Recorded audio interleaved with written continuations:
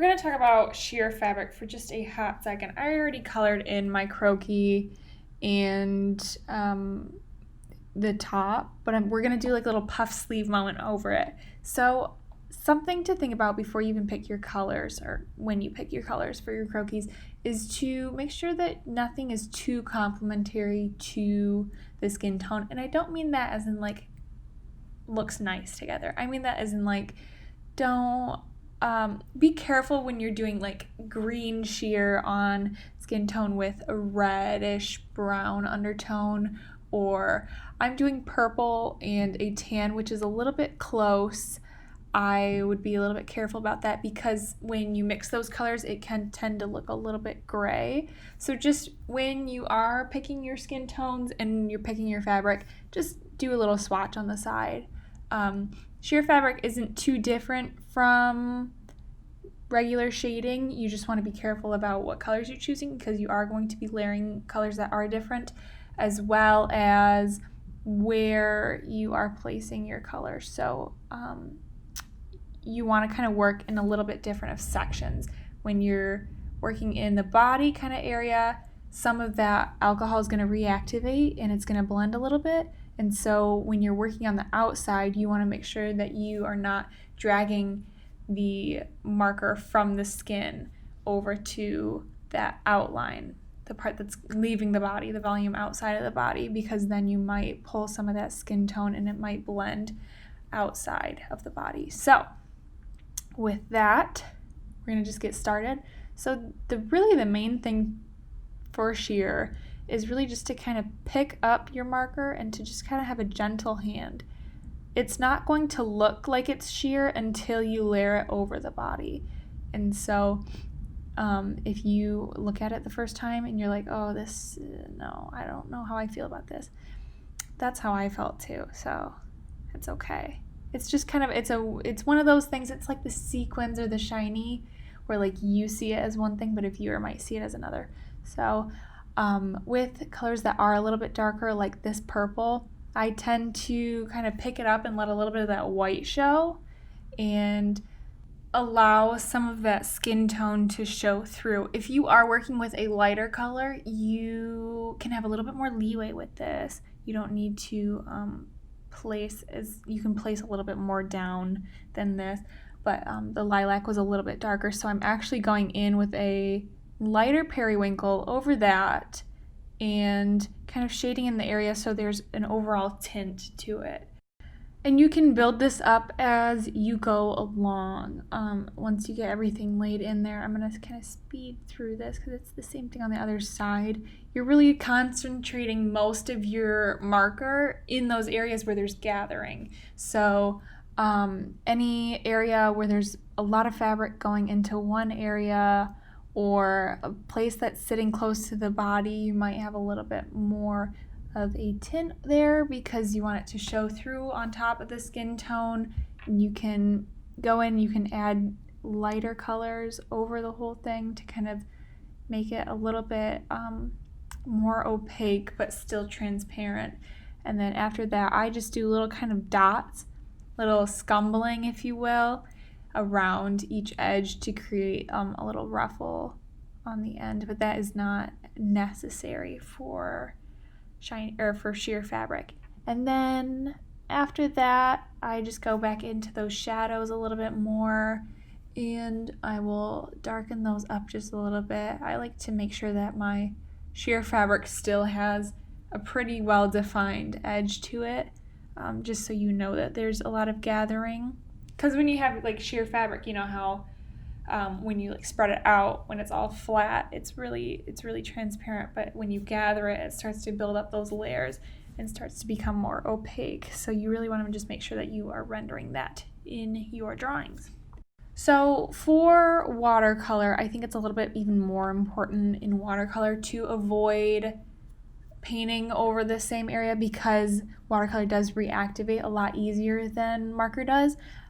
So I try to work in areas that aren't touching the skin, and then I'll go back and I will work in the areas that are over, where the fabric is over the skin. And so that's something I really want you guys to keep in mind when you are doing this.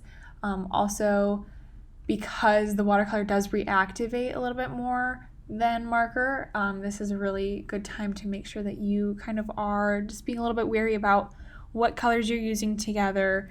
These colors probably will blend a little bit. You will have some color pick up from your paint. So this body is a little bit more red undertone, so I would probably avoid greens, or I would just be really careful about them.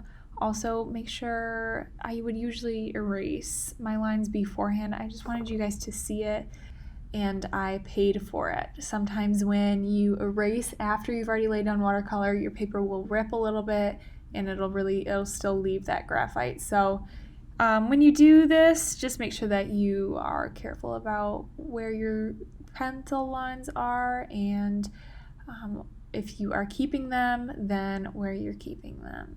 Something that I like to do, so usually I just do like a full really light wash over all of the sheer fabric that's off the body, all of the volume that is away from the body, and then I will go in and I will paint a sheer layer over the body. But another thing that I like to do is I like to kind of make sure that my brush isn't super wet. I think this helps prevent a little bit of the reactivation. So you might see me dab my brush on the side of my hand or on a paper towel, or if I have a sample piece of paper, then I'll wipe it off on that. But that kind of helps allow the brush to really hold pigment but not as much water.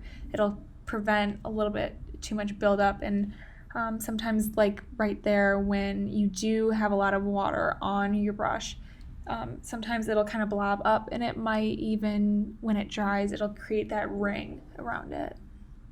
As I'm going through there, you might see that I'm starting to lay in some shadows, just some basic shadows, especially around the edge, because when the fabric is going around the body, you have a moment where there's like multiple, when the fabric's going back, it's a little bit more opaque than when the fabric is going right in front of the body, right? Because you have the layers of the fabric going backwards around the body. And so you're going to have a little bit more color, a little bit more opacity around the edge of the fabric or around the edge of the garment. And then as it goes, back around to the center of the garment, you're going to have a little bit more transparency.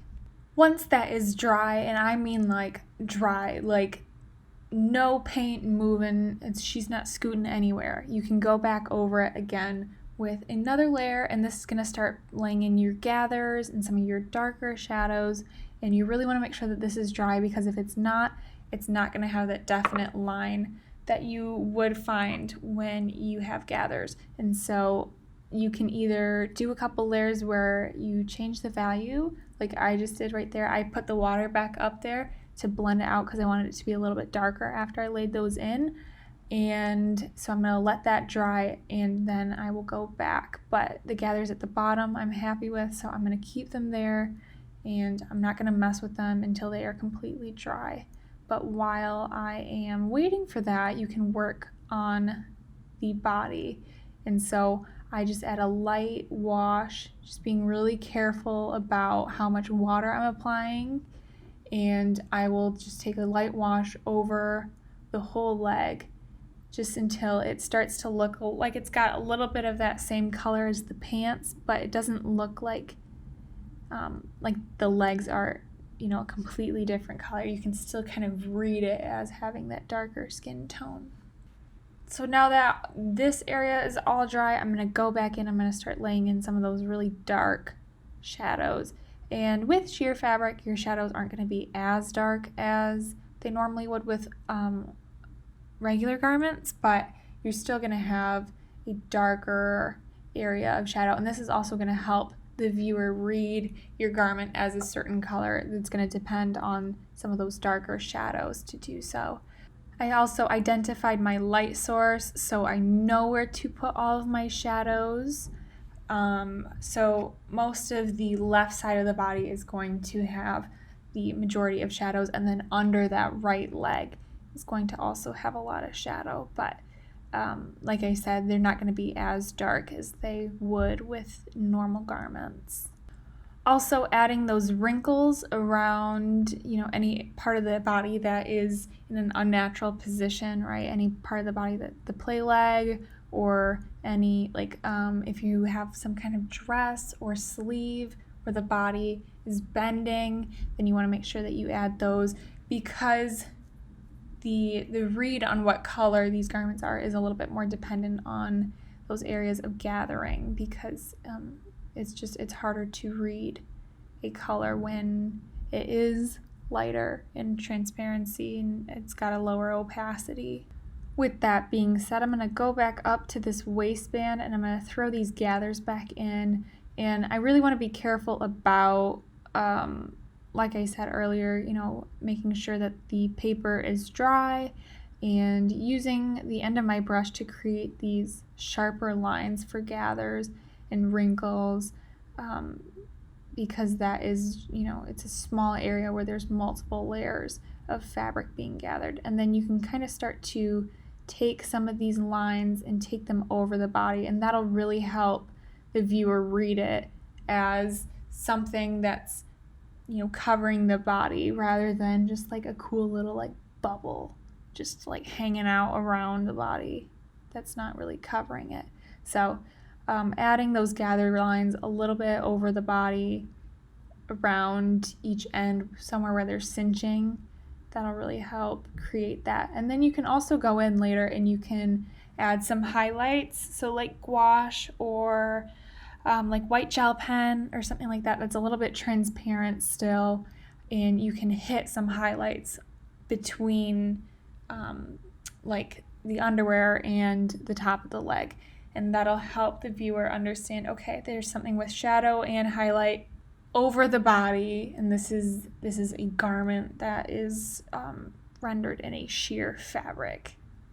These highlights will be particularly important when you are rendering sheer fabric over darker skin tones, because it's going to be really a lot harder to see those shadows when you're putting sheer fabric over a darker skin tone. And so because you can't depend as much on those shadows, you need to rely a little bit more on highlights to kind of get that read that there is sheer fabric over the body. And also that highlight will help create volume going forward, going towards the viewer.